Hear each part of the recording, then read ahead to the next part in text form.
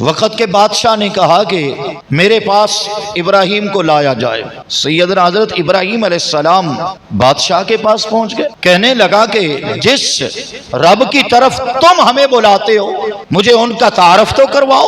چونکہ یہ بادشاہ تھا تو خود رب ہونے کا اعلان کرتا تھا۔ کہا کہ جس کو تم رب مانتے ہو ذرا مجھے وہ تعارف تو کرواؤ ان کا۔ قرآن مجید کے تیسرے پارے میں سورۃ البقرہ میں اللہ نے اس واقعہ کو بھی بیان فرمایا ہے۔ الم تر الی الذی حاج ابراہیم فی ربہ ان آتاہ اللہ الملک۔ سیدنا حضرت ابراہیم علیہ السلام نے ارشاد فرمایا میرا رب میرا ہی نہیں بلکہ وہ تمام جہانوں کا رب ہے۔ کہنے لگا وہ کیا کرتا ہے؟ سیدنا حضرت ابراہیم علیہ السلام نے فرمایا میرا رب وہ ہے جو مردے کو زندگی دیتا ہے اور زندہ کو موت دیتا ہے۔ کہنے لگا یہ کون سا مشکل کام ہے، ایسا تو میں بھی کر لوں گا۔ ہوتے ہیں نا کچھ ایسے لوگ۔ سیدنا حضرت ابراہیم علیہ السلام نے فرمایا میرا رب وہ ہے جو زندہ کو موت دیتا ہے اور مردے کو زندگی دیتا ہے۔ کہنے لگا یہ میں بھی کر لوں گا۔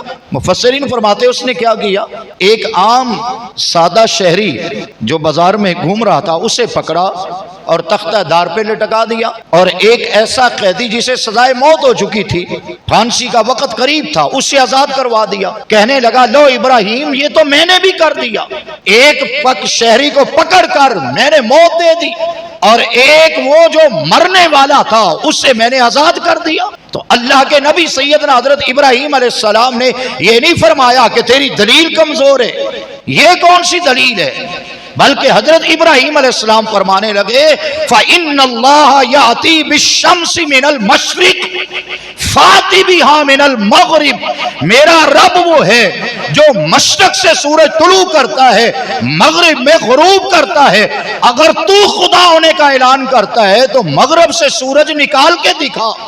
فَبُهِتَ الَّذِي كَفَرَ۔ اب کوئی جواب نہیں تھا، ایسا کام ہو نہیں سکتا تھا۔ اس نے کہا کہ یہ کام میں کیسے کر سکتا ہوں، سورج کو مغرب سے طلوع کیسے کیا جا سکتا ہے؟ لیکن اسے یہ خبر نہیں تھی کہ اللہ نے اپنے نبیوں میں جس کو نبی آخر الزماں کا تاج پہنایا ہے اس محبوب کی انگلی کا اشارہ ہو جائے تو اللہ ڈوبے ہوئے سورج کو بھی پلٹا کے عصر کے وقت پہ لا کے کھڑا کر دیتا ہے۔ لیکن یہ اللہ کے نبیوں کی شان ہے۔ اب وہ لاجواب ہو گیا، کوئی بات نہ رہی۔ اور آپ دیکھیں کبھی کبھی کچھ لوگ ایسے ہوتے ہیں جب ان کے ساتھ کوئی جھگڑا ہو اور کوئی دلیل ہاتھ میں نہ آئے تو پھر وہ لڑنے کی طرف آتے ہیں۔ بات علم کی چل رہی ہو اور علم نہ ہو اور آگے سے کوئی جواب نہ مل رہا ہو تو پھر کم علم لوگ یا کم ظرف لوگ پھر جھگڑے کی طرف آئیں گے۔ اب لڑائی جھگڑا گالی گلوچ نہ جانے کیا کیا کچھ۔ اب وہ وقت کا بادشاہ تھا، اس کے درباریوں کے سامنے لاجواب ہوا، اس کے پاس کوئی جواب نہ رہا جو اللہ کے نبی کو دے سکے۔ اب اپنی بے بسی پر ندامت کرتے ہوئے کہنے لگا کہ اس نے ہمارے خداؤں کو توڑا ہے، لہذا ان کو ایسی سزا دینی چاہیے جو عبرتناک ہو۔ اب قرآن کا 17واں پارہ سورۃ الانبیاء کو ہم دوبارہ کھولیں گے تو کہا کہ ابراہیم نے ہمارے خداؤں کو توڑا ہے لہذا ہم اس کو سزا بھی اتنی بڑی دیں گے۔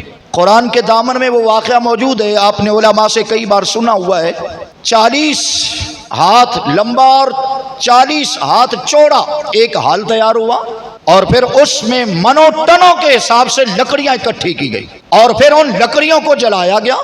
جب ان لکڑیوں کی آگ کے شعلے آسمان کو چھونے لگے تب اس نے کہا کہ اتنی بڑی آگ میں ابراہیم کو پھینکیں گے تاکہ آنے والے لوگ عبرت حاصل کریں اور دوبارہ ہمارے خداؤں کی طرف کوئی دیکھ نہ سکے۔ اتنی بڑی آگ جلائی گئی۔ میں نے ایک کتاب میں یہاں تک پڑھا ہے کہ اس دور میں لوگ منتیں مانتے تھے کہ میرا فلاں کام ہو جائے میں ابراہیم کو جلانے کے لیے اتنی لکڑیاں لاؤں گا۔ ایسی جہالت تھی، ایسا کفر کا اندھیرا تھا، تو اس دور میں پھر ایسا ہوا۔ سیدنا حضرت ابراہیم علیہ السلام کو جب آگ کی طرف لے جایا جا رہا تھا تو وہ منظر بھی بڑا انوکھا منظر تھا، جب آسمان کے فرشتوں کی بھی چیخیں نکل گئی اور فرشتے اللہ کی بارگاہ میں عرض کرنے لگے بار الہ یہ ایک ہی تو ہے جو تیری توحید کا نعرہ لگا رہا تھا، وہ ایک ہی تو ہے جو لوگوں کو تیری طرف بلا رہا تھا، اور آج اس آگ میں پھینکا جا رہا ہے۔ تو اللہ کے نبی سیدنا حضرت ابراہیم علیہ السلام کے چہرے پر ایک ذرے کے برابر بھی خطرہ نہیں تھا۔ اتنی بڑی آگ ہے، وقت کا بادشاہ ہے، حکومت کے ساتھ ٹکر ہے، لیکن اللہ کے نبی علیہ السلام کے چہرے پر ایک ذرہ برابر بھی ملال نہ تھا۔ اتنی بڑی آگ جلائی جا رہی ہے، بلکہ مفسرین تفسیروں میں لکھا ہے ایک فرشتہ حاضر ہوا، عرض کرتا ہے اے اللہ کے خلیل علیہ السلام، میری ڈیوٹی بارش برسانے کی ہے، اگر آپ اجازت دے دیں تو میں اتنی بارش برسا سکتا ہوں کہ یہ ساری کی ساری آگ بجھ جائے گی۔ فرمایا کیا تجھے اللہ نے بھیجا ہے؟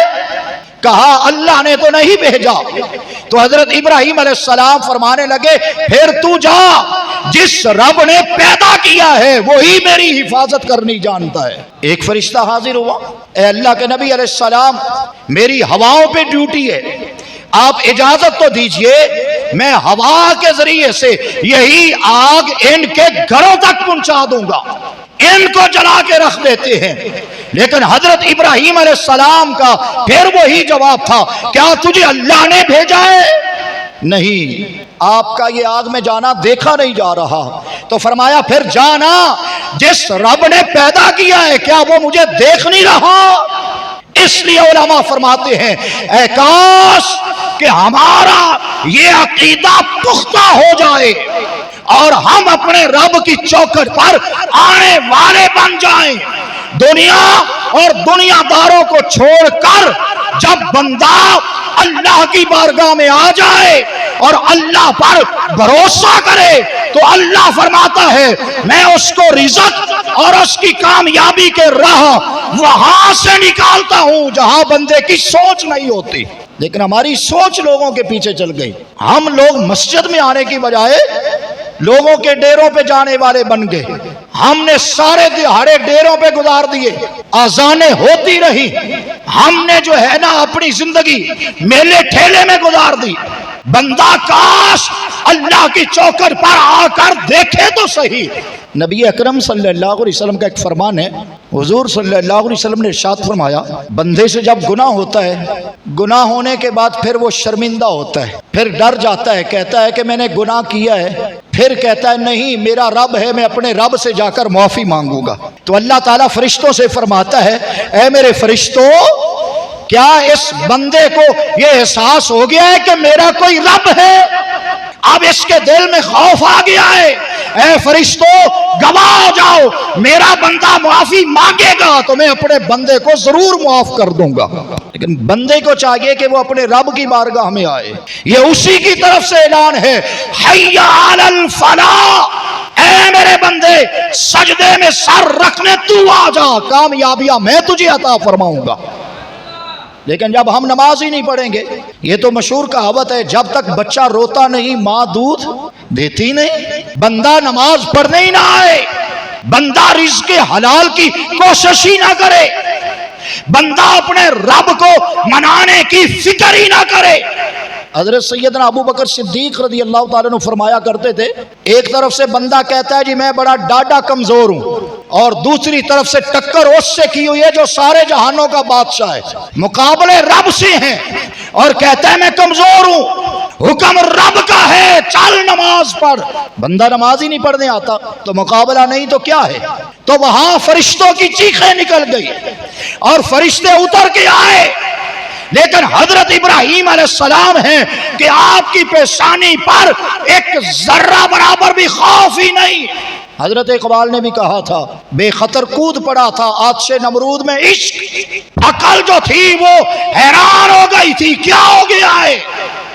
اللہ کا نبی ہے پھر اتنی بڑی آگ، لیکن عشق کہہ رہا تھا یہ امتحان اللہ کی طرف سے ہے، ڈرنا اس آگ میں چھلانگ لگانا یہ تیرا کام ہے، آگ کے انگاروں کو جنت کے پھولوں میں بدل دینا یہی تو رب کی شان ہے۔